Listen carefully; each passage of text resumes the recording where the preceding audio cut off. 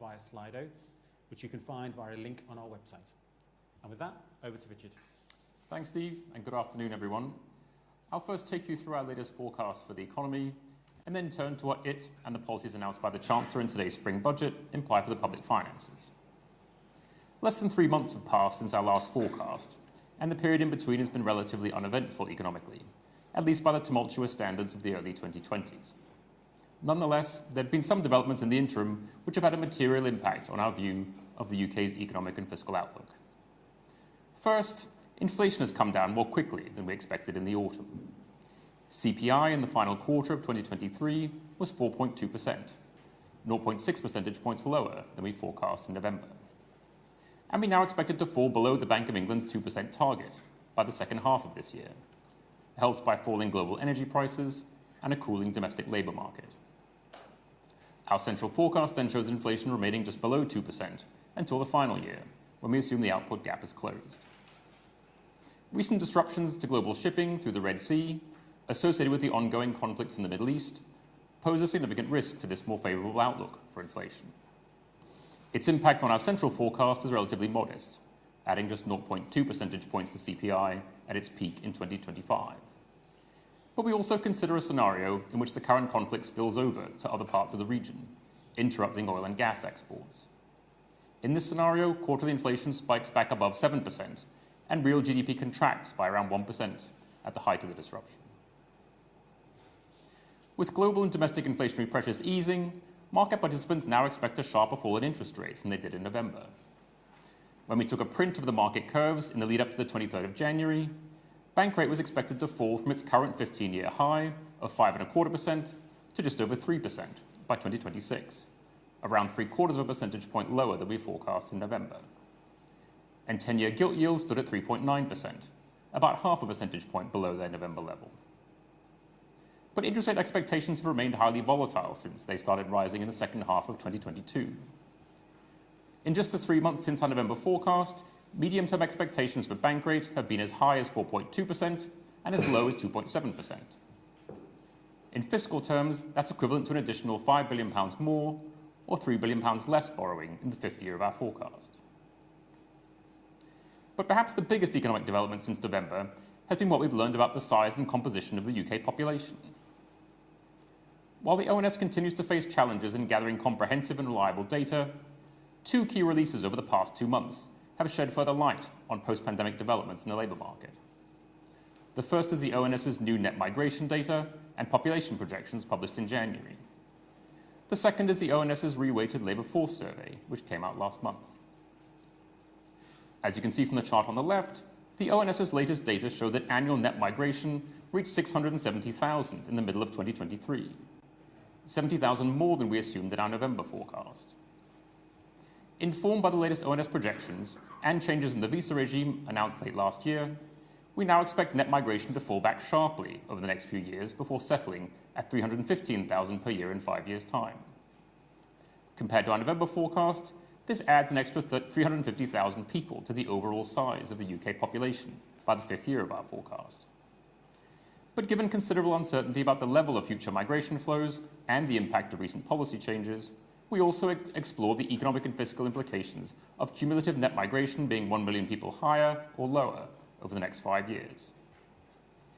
The second thing we learned from the ONS over the past 3 months is that levels of economic inactivity amongst the resident population are also higher than we previously assumed and are expected to rise further. The latest ONS labour force data from February suggests that the demographic composition of the labour force was more heavily weighted toward groups with lower participation rates. And rather than continuing to decline from its post-pandemic peak, the number of inactive working-age adults has rebounded over the last 6 months to 9.3 million, 700,000 more than before the pandemic. And long-term illness is both the most common and fastest growing reason for being outside the labour force, accounting for 1 in 3 people in this group. These worrying trends suggest that the overall labour participation rate is likely to continue to fall over the next 5 years, rather than making a partial recovery, as we assumed in November. As you can see from the chart on the right, by the end of the forecast period, labour participation is now expected to be 1.5 percentage points lower than at its pre-pandemic peak, and 0.5 percentage point lower than we forecast in November. Turning to what all that means for our GDP forecast, as you can see from this chart on the left, latest outturn data suggests that the economy has largely stagnated since the pandemic. And output contracted slightly over the second half of last year, rather than growing by 0.1% as we expected. This means that the level of real GDP at the start of this year is slightly lower than we anticipated in November. But our forecast for economic growth thereafter is largely unchanged. This is because the positive effect on GDP of a larger population, lower energy prices, lower interest rates, and a small boost from the measures in the Chancellor's spring budget is almost fully offset by the negative effects of lower labour participation, average hours and productivity, both in outturn and over the forecast. So by the end, the overall level of GDP is just 0.1% higher than we forecast in November. But as you can see from the chart on the right, GDP per person continues to fall to a trough of 1.25% below its pre-pandemic peak in the middle of this year, and ends the forecast almost a full percentage point lower than we expected in November. And varying the level of net migration over this period by 200,000 per year has a meaningful effect on the level of aggregate GDP, but makes much less difference to GDP per person. Turning to what these economic developments imply for the public finances relative to our November forecast, lower bank rate and gilt yields reduce debt interest costs, shown in dark blue, by around £14 billion per year over the forecast. And lower inflation reduces welfare costs, shown in light blue, by a few £billions a year. But it also reduces nominal earnings, and therefore tax receipts, shown in yellow, by amounts rising to £15 billion by 2028-29. The net effect of these changes in our pre-measures forecast, shown in the white diamonds, is to deliver the Chancellor a modest fiscal windfall of around £10 billion a year over the next 2 years, but leave total borrowing largely unchanged by the final year.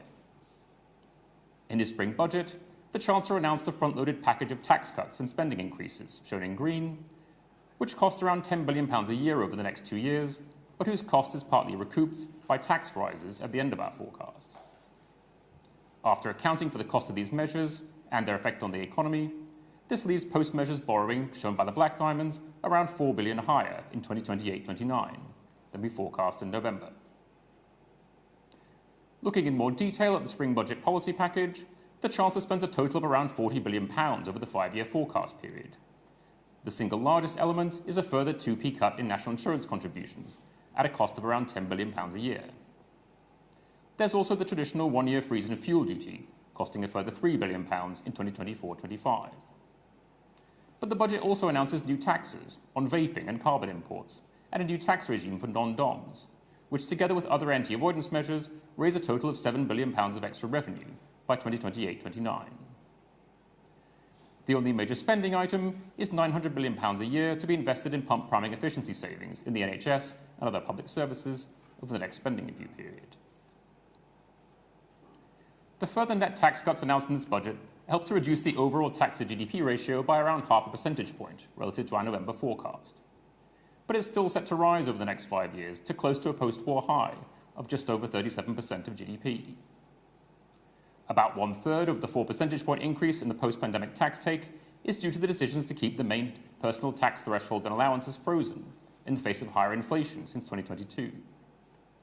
This drags growing numbers of people into higher tax bands, creating over 3 million more taxpayers, with over 2 million more higher rate and over 500,000 more additional rate taxpayers by 2028. The NICS cuts and other measures in this budget also provide a further boost to labour supply, on top of the other reforms announced in the last 2 fiscal events. As you can see from this table, we estimate that the 4p worth of NICS cuts announced over the past 3 months will boost the effective supply of labour by around 200,000 people over the next 5 years. Other reforms to pensions, benefits and childcare add a further 100,000 to the labour supply. But the increase in marginal tax rates for those dragged into higher tax bands is also likely to have a negative effect on work incentives, which we quantify for the first time in this EFO. We estimate that freezing rather than indexing the allowances and thresholds in the personal tax system since 2022 is likely to have reduced total hours worked by the equivalent of 130,000 full-time equivalents by 2028-29, with just over half of this effect having already been realised and a bit under half still to come. And as you can see from the bottom line of this table, the net effect of all these decisions on the labour supply is to boost it by just under 200,000. Which is an important contribution to tackling one of the UK's biggest supply-side challenges. but it's also equivalent to just over a quarter of the rise in working age inactivity we've seen since the pandemic. Turning to public spending, apart from the temporary injection of capital into the NHS, the Chancellor has once again left the path of departmental expenditure limits, or DELs, largely unchanged in this budget. DELs account for just over 40% of public spending and are allocated out between departments in periodic spending reviews. The last spending review was conducted in October of 2021 and set multi-year budgets for each department in nominal terms up to 2024-25. And the Treasury's announced today that it won't be conducting another spending review until after the next election. As you can see from the chart on the left, this means that 4 out of the 5 years of our forecast for this large proportion of spending are not based on any detailed departmental plans from the government. Instead, the Treasury simply provides us with an assumed level of total current and capital spending on public services for the period beyond March of next year. As you can see from the chart on the right, the real per-person spending power of these plans and assumptions has been steadily eroded over the past 3 years. Starting with the blue line, this shows you what the government's public spending plans implied in terms of real spending per person when they were first set out in October of 2021, around £8,200 per person by 2026-27. As shown in the yellow line, these plans were topped up in cash terms in subsequent fiscal events. But the last 3 years has also seen much higher inflation than anticipated, for which budgets were not fully adjusted. This reduced the real spending power of those plans by around 6%, as shown in the green line. And finally, the last 3 years has also seen high levels of net migration and population growth. As shown in the purple line, this reduces real spending per person by a further 2% to just under £7,600 by 2026-27. So the net result is that real departmental spending per person is now expected to be around £600 lower in 2026-27 than was implied when the government first set out its plans in October of 2021. And real per person spending on public services no longer grows over the next 5 years in our central forecast. The Chancellor's decision to spend all of the underlying fiscal improvements in our forecast on net tax cuts in this budget means that the overall path of borrowing as a share of GDP is largely unchanged relative to our November forecast. From a post-war high of 15% of GDP during the pandemic, borrowing falls to 4% of GDP this year, and then steadily to around 1% of GDP by 2028-29. Were this path to be delivered, it would mean borrowing falls to its lowest level as a share of GDP since the start of the century. The unchanged path for borrowing means the Chancellor remains on track to meet his fiscal target of getting debt to fall as a share of GDP in 5 years' time. Underlying debt rises from 89% of GDP this year to a peak of 93.2% in 2027-28, and then falls slightly to 92.9% in the target year of 2028-29. Headroom against his debt falling target is around £9 billion. This is £4 billion less than he had back in November, mostly due to the cost of the policies announced in the budget. £9 billion may sound like a lot of money, but as you can see from this chart, it's a third of the average margin of £26 billion set aside by all chancellors against their respective fiscal rules since 2010, and it's the second smallest margin after Jeremy Hunt's budget from this time last year. And it's useful to weigh the adequacy of that very modest amount of fiscal headroom against the array of potential risks to the fiscal outlook. Based on historic forecast errors, we estimate there's only a 54% chance that the main fiscal rule will be met, which means there's a 46% chance that it won't be. In the final year of our economy forecast, it would only take labour participation to be another 0.2 percentage points lower, interest rates on government debt to be 0.3 percentage points higher, or nominal GDP growth to be 0.3 percentage points lower to wipe out this headroom entirely. On the fiscal side, key risks come from stated government policies on both the tax and spending side, whose implementation is subject to question. The most doubtful of these is the government's stated intention of delivering an RPI plus 5p indexation of fuel duty next year and RPI indexation after that. Freezing fuel duty at its current rate instead, as every government has done since 2011, would knock £4.5 billion off the Chancellor's headroom. Our fiscal forecast also assumes that all of the main personal tax allowances and thresholds are frozen for an unprecedented 6 years, with each year of the freeze delivering an additional £7 billion in revenue relative to indexation. Given higher inflation and net migration since they were first set out, the government's stated departmental spending plans now entail no real increase in per-person spending on public services over the next 5 years. But beyond March of next year, the government's not set out any detailed plans for how much spending restraint would be delivered, while also meeting its commitments to growing spending on several major services, including health, defence, and overseas aid, in line with or faster than GDP. In summary, while GDP growth has disappointed since our last forecast, we expect a steeper fall in inflation and in interest rates to support a stronger recovery in output this year and next. And while we now expect higher population growth over the medium term, we also expect a smaller proportion of people to be active in the labour force. The net result is an underlying economic and fiscal forecast which looks very similar to the one we presented 3 months ago. And that forecast requires some difficult choices if you want to stop debt from rising as a share of national income, which the Chancellor says he does. In this budget, he's delivered a second 2p cut to the headline rate of national insurance. But he's also confirmed a wider set of decisions which keep the overall tax take rising to its highest level in over 70 years. And by leaving departmental expenditure plans largely unchanged in the face of higher inflation and population growth, he's also chosen no real growth in spending per person on public services over the next 5 years. These choices are just about enough to deliver the remaining 3% of GDP reduction in borrowing needed to get debt falling in a world of relatively slow growth and much higher interest rates. But the outlook remains uncertain, and the £9 billion of headroom that the Chancellor's left himself against his main fiscal target is a tiny fraction of the risks surrounding this or any other 5-year forecast. And with that, I'll hand it back to Steve to take your questions. Thanks, Richard. Okay, we have plenty of time for questions, and I can see quite a few coming in via Slido, but we should reward the people who've come to the press conference first. So if you just put your hand up, and if you wait for the mic and introduce yourself, please start over here.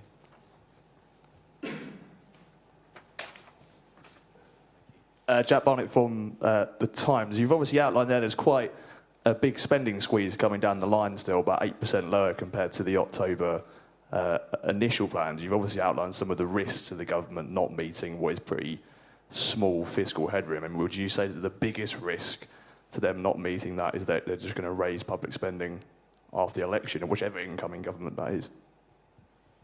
I think risks come from all sorts of different sources.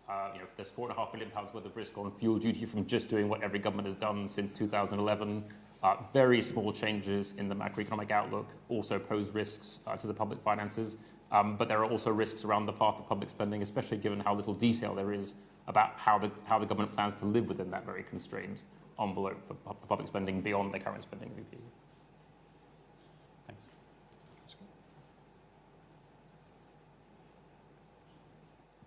Thank you. David Robinson, Market News. You point out that asset sales by the Bank of England will raise average maturity of debt from 1 year to 3 years and down on to 7 years by the end of your forecast. Same time, you have debt interest costs falling quite sharply. Is that a big success for quantitative tightening? Is that one thing that's actually worked well? Do you want to have that one, David? Well, what's happened, the reason why things get a bit better on the cost of debt front is I don't think it's so much that the maturity of the effective maturity of the stock of debt is coming down. That's an almost inevitable byproduct, as you know, of the asset purchases by the bank slowly reversing and the stock running down. It's much more to do with the profile of likely interest rates. And we use, as we always do, the market expectation of where yields will go, which, having been pretty unfavourable for much of the last few years, has turned into a more favourable direction now. And if that plays out, that does make the debt costs look a bit better. But I don't really think it's an awful lot to do with the Bank of England running down its stock of asset purchases. I mean, even if the maturity stayed where it is, and there was a lot more very short-term debt out there, given that the market expectation is the bank rate will come down, you'd have still got the benefit that way as well, I think.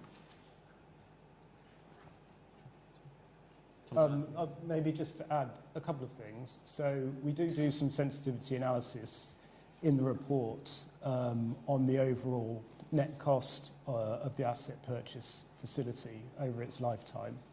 And that has come down quite considerably since we did the estimate in November, primarily due to the fact that interest rates are lower.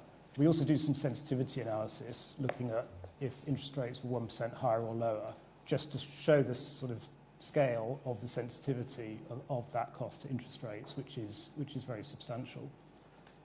We also do some analysis looking at the impact that the APF has had on the average maturity of our debt stock, and that has been an important factor in increasing the volatility or the sensitivity, rather, of the public finances to movements in interest rates. And it is the case, as you've seen, that the fact that the APF is unwinding over time does mean that maturity is now starting to lengthen, and so that sensitivity is reducing a bit over the forecast period.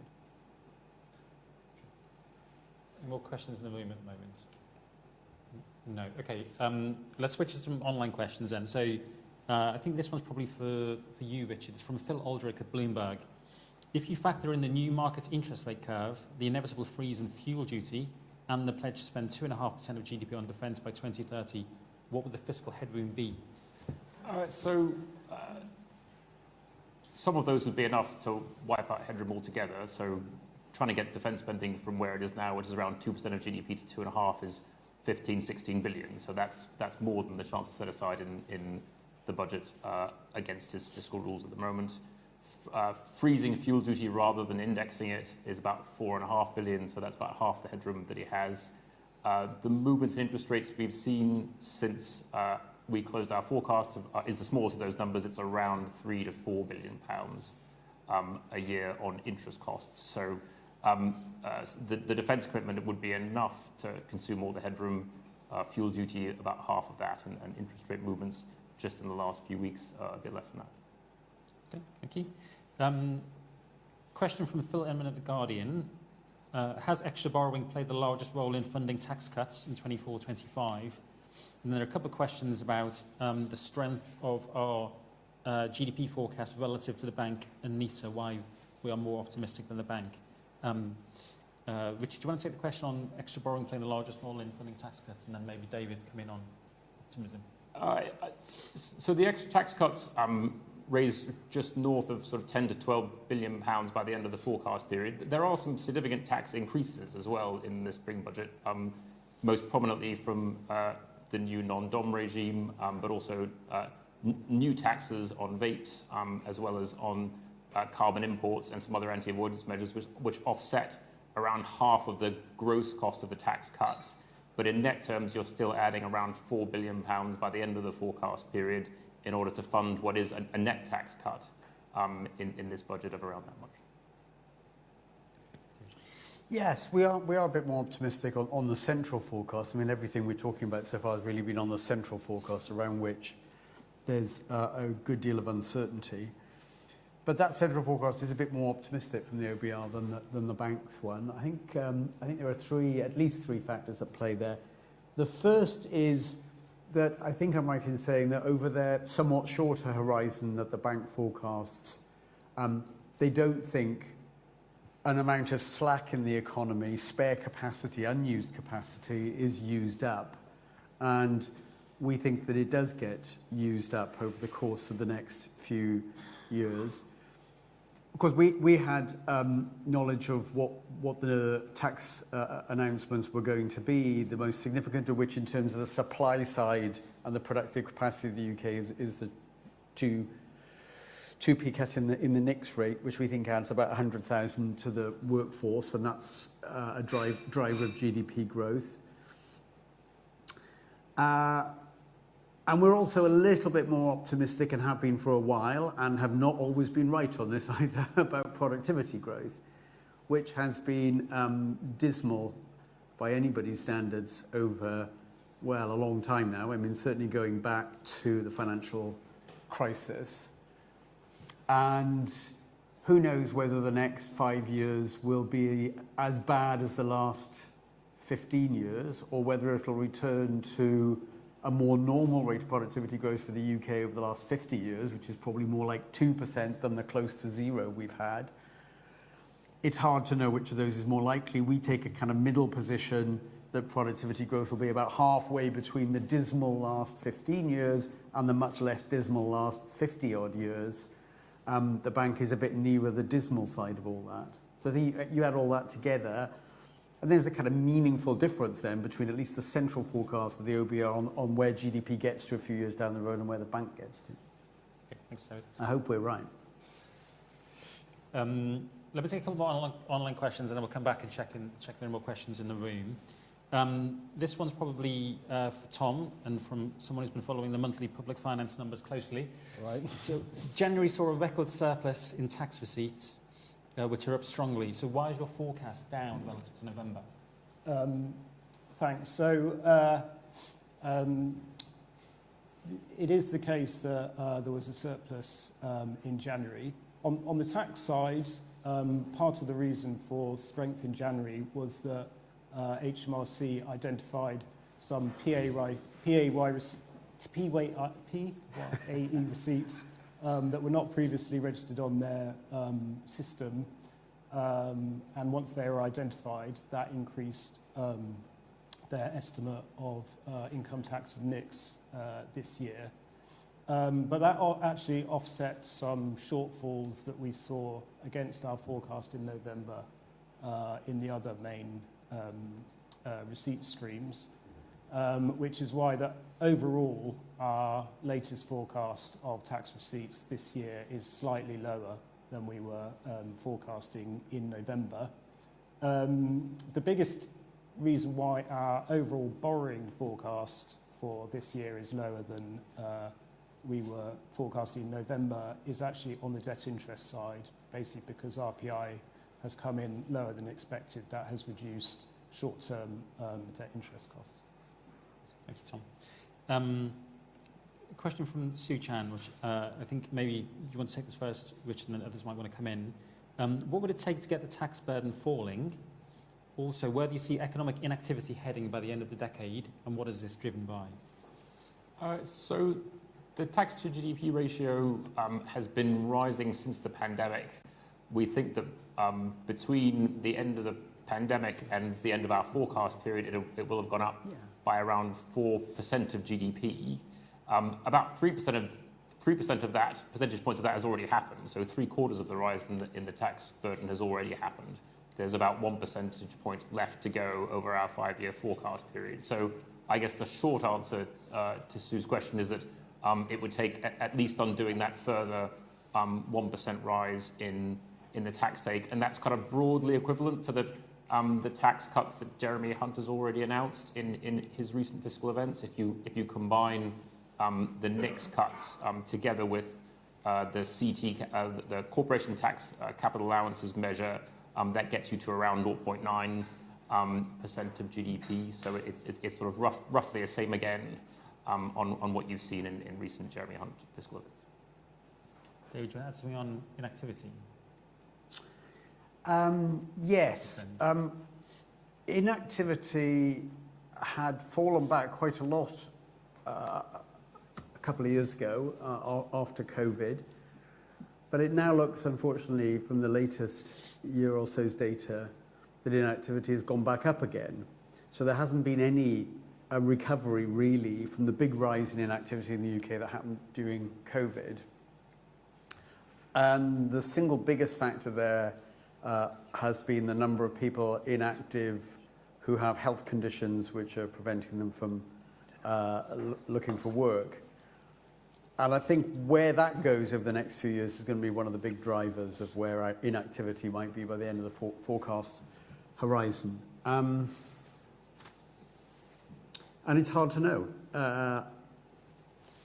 The Chancellor announced earlier today some measures to improve public services, productivity in the public sector, and they're very largely directed at the health service. So there's a chance that more people will be helped back into the labour force and the number of people outside it due to health reasons will fall off. But I don't think anybody can be extremely confident about that. But it certainly has a big effect, most importantly, on the welfare of those unfortunate people. But it also has an aggregate effect on GDP and tax revenue coming into the government. So it has a fiscal effect as well. Thanks, David. Question in the room. It's just a bit of a follow-up to what you've just said, which is that given that we've got higher levels of immigration, you would think that that would be adding to the active population. To the active population. To the active population. Yeah, rather than, so why, I mean, what is going on there? Because these are big numbers we're talking about in terms of immigration. Well, the participation rate of the migrants into the UK is relatively high, primarily because most of them are of working age. And so over the forecast horizon, that does add to the labour force in the UK. Of course, the labour force would be higher again if the inactivity rate amongst the resident population were to fall. The fiscal effects of migration over the forecast horizon are highly likely to be beneficial for two reasons. One of which because they boost the size of the labour force, pay taxes come in, and also because at least for several years it's highly likely that the migrants have they're net payers of taxes relative to users of public services, and on the whole are not eligible for welfare payments for some years. Of course, that turns around in the longer run, but in the short run, I mean, you do get a beneficial effect. But to come back to the main point and linking into inactivity, it's unambiguously better, I think, for many reasons, if the inactivity rates amongst the domestic population, particularly those that are driven by health, were to be lower, regardless of what happens on migration. Thanks, David. Very interesting. I was just looking at the costings of measures with high degrees of uncertainty. And actually, of the 8, 5 are very high and 3 are high. I just wondered if you'd like to expand a little bit on some of these measures and why you've got such high degrees of uncertainty. I mean, I know it's behavioural changes and so on, but it would be nice to hear a little bit more about those. Yeah, sure. So, well, yeah, you're right, as you say. Those costings which we feel are particularly uncertain tend to be those ones where we think there will be a large behavioural response, but the size of that behavioural response is always quite difficult to estimate. There are also a set of measures where the sort of data on the tax base is quite uncertain, and that it also adds to the uncertainty around costings. So just to take a couple of examples at this event, the reform to the non-dom regime that the Chancellor has announced is a costing which is particularly uncertain for both of those reasons. There is reasonably good information on the foreign income and gains of non-UK tax residents, but always going to be quite a bit of uncertainty around that.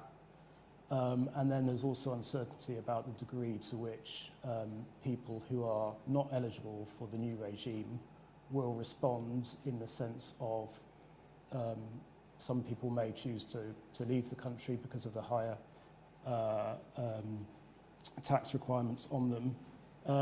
And there's also a likelihood that the people who stay will use tax planning to a certain degree to reduce their tax liabilities.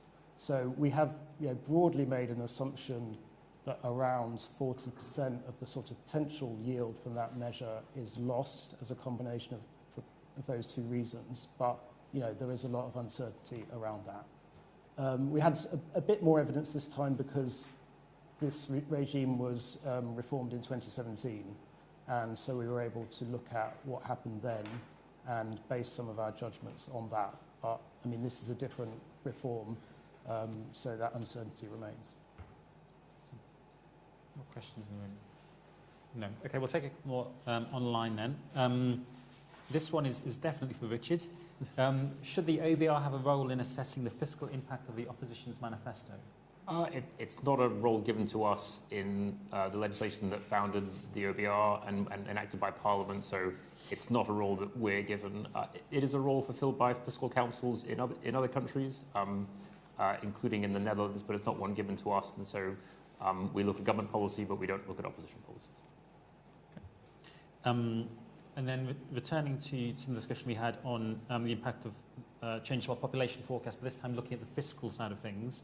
Tom, a question from Henry Saker Clark.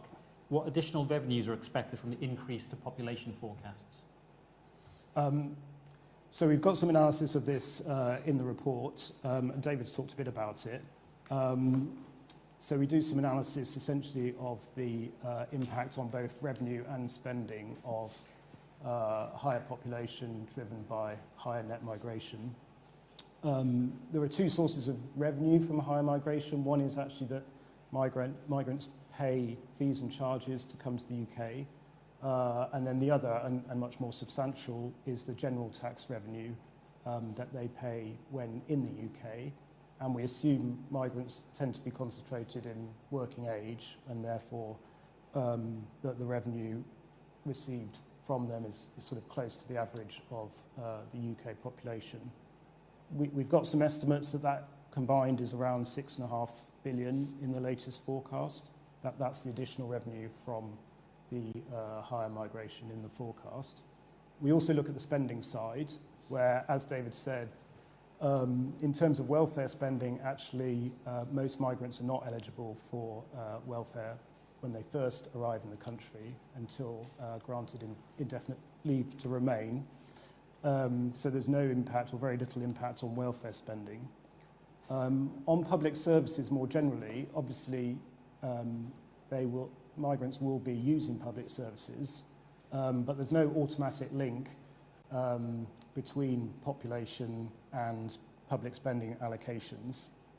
And on the basis that the government's sort of public service plans through departmental expenditure are currently fixed and not adjusted, that means that additional population doesn't increase public spending, but it does increase the pressure on departmental spending within the envelopes they're given. We do also look at some sort of sensitivity analysis looking at the impacts if departmental spending were to adjust to higher population, which obviously offsets some of the additional revenue.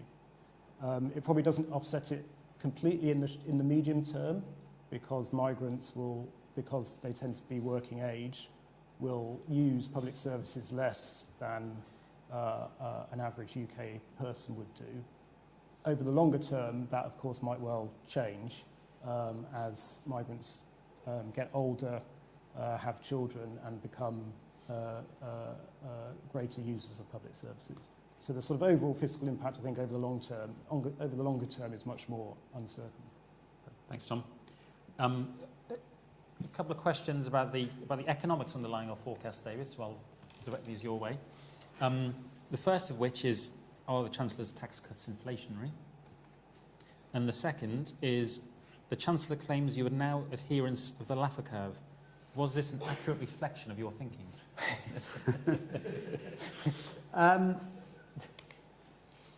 Well, the main tax cut, the most significant one in the budget, is the cut in the national insurance contribution rate. That does two things. It gives people a bit more money.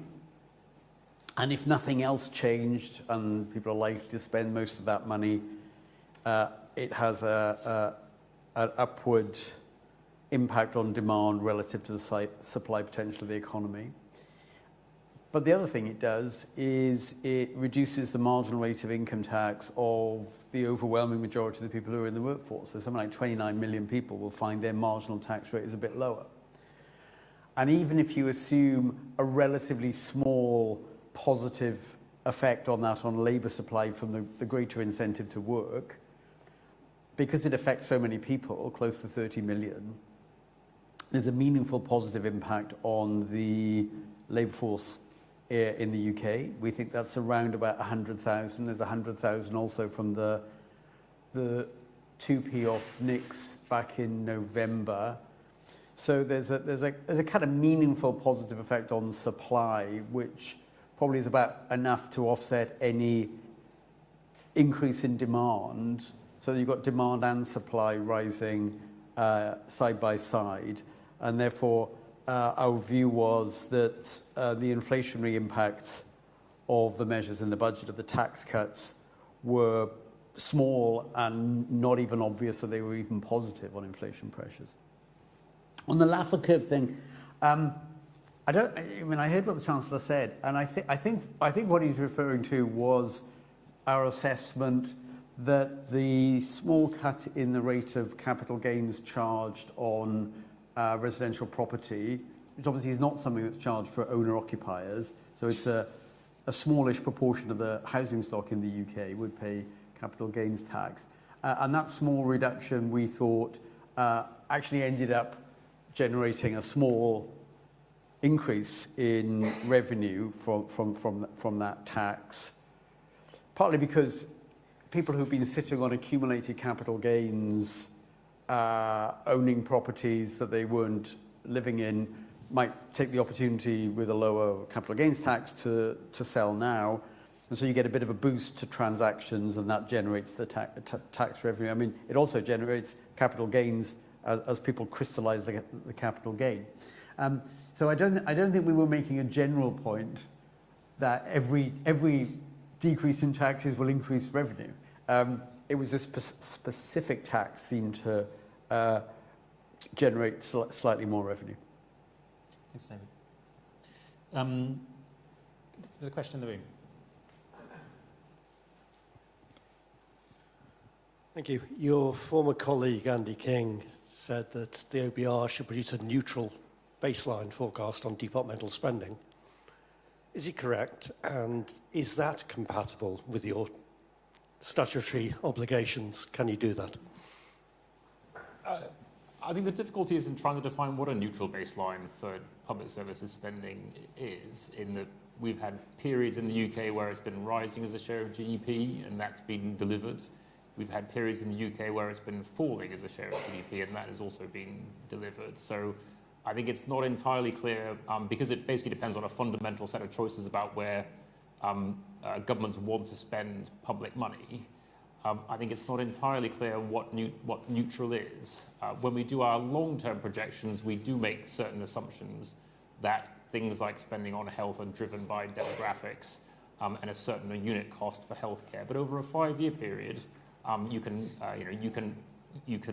weigh against demographics pretty effectively, and I think it's what we try and do as best we can in the absence of detailed departmental plans from the government, which we don't have, is look at what their existing commitments would imply for the rest of public services where they've effectively said nothing. So they say they want to meet the NHS workforce plan, they want to keep defence spending at 2% of GDP, they want to keep the overseas aid to GNI revenue at 0.5, and we can illustrate what that means for all other departments in Whitehall. What the government hasn't said is, here are the consequences for all the other government departments in Whitehall, here's what it means for the justice system, the Home Office, everybody else.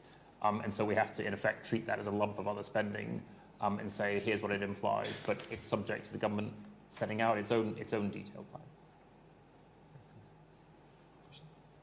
Okay, we've covered a lot of ground, so I think I'll maybe just take one more question online and draw things to a close. Richard, maybe for you, what do you make of the claim that the average personal tax burden will be lowest since 1975? Does that imply, given the rise of the overall tax burden, that certain groups of taxpayers, e.g. higher income brackets, are being punished more heavily? So the total tax burden is on its way to a level that we haven't seen since the 1950s. So the overall tax burden is heading higher than where it was in the 1970s. I think the reason why you might see a lower personal tax burden on average compared to the 70s is probably two things. One is that over time you've seen more and more of the personal tax burden get concentrated amongst wealthier taxpayers as the personal allowances got up. And in particular, since 2010, it was raised significantly, so that took a lot of people out of the tax system and would have brought down the average and concentrated more of receipts at the top end. And that's also where you've seen quite a lot of the earnings growth in recent years. But secondly, over that same period, what you've seen is a tax system which is rebalanced, where it gets its revenue from personal taxation to indirect taxation. So in particular, the advent of value-added tax as a major source of government revenue has allowed the government to shift the tax burden away from taxing you on your income and on your earnings toward taxing you where you consume. And so that probably explains how you can have both a lower average personal tax burden but a higher overall tax burden at the same time. Can I make a brief point? Is that right? Can I make a brief point? Yeah, go on. Go ahead, David. I just wanted to make a brief point about the strategy and what our forecast implies. And there's no way around it, really. The tax takeout of GDP on our central forecast is rising gently, but nonetheless rising to a level that's amongst the highest in the post-Second World War period. And government spending as a percentage of GDP is falling. And you can look at that and say, gosh, I wish that weren't true, but it is true. And it's almost inevitable that those things happen if, as the government wants, you are on a trajectory which stops the debt to GDP ratio simply rising and rising and rising. So one can look at those unpleasant facts and say, oh dear, can't they do something different? And the question, anybody who puts that question needs to then answer the following question, which is, if you're not going to do it this way, what are you going to do about trying to stop the debt-GDP ratio rising and rising and rising? Great. Thanks, David. That seems like a good point to make. So let me draw things to a close there. Just to add, there's plenty more excellent analysis available in our EFO, and you will be richly rewarded by making your way through it over the coming days. It is also the product of many late nights from the hardworking members of OBR staff, so let me take the opportunity to thank them on behalf of the committee for all their work. And finally, thanks very much for coming along today, joining us both in the room and online. And we look forward to you joining us for our next forecast, whenever that may be. Thank you.